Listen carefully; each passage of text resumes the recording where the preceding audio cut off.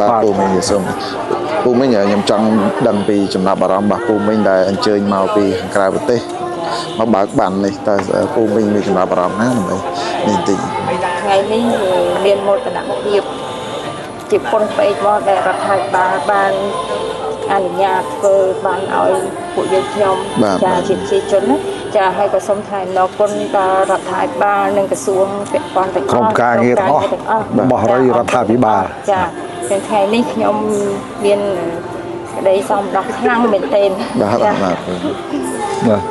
ពូមិញអញ្ជើញនៅប្រទេសណាដើម្បីមកបើកបានខ្ញុំនៅអូស្ត្រាលីហ្នឹងតាមពិតខ្ញុំមិនមែនជាទៅនៅធ្វើដំណើរនេះទេបាទគាត់បានទៅមកមិនពេលហ្នឹងខ្ញុំនៅនោះច្រើនជាងបាទច្រើនជាងហើយដោយរដ្ឋាភិបាលកំណត់ថ្ងៃដើម្បីរៀបចំធ្វើបានរឹងជូនដល់អតិថិជនរបស់លេងវត្តត្រាទាំងអស់បាទហើយដល់អកញ្ញាលេងវត្តត្រាទាំងអស់ហ្នឹងក៏យើងសម្រេចចិត្តមកត្រឡប់មកយកទទួលទៅនេះហ្នឹងដោយរដ្ឋាភិបាលរៀបចំឲ្យមានគណៈកម្មការតាំងពី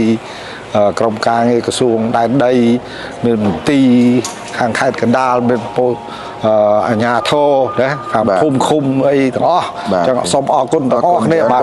ហើយជូនពរពូមិញត្រឡប់ទៅវិញសុខសប្បាយបាទអរគុណច្រើនបាទអរគុណច្រើនពូមិញបាទរៀបរៀងសុខភាពល្អទាំងអស់គ្នាបាទអរគុណរដ្ឋាភិបាលនិងក្រសួង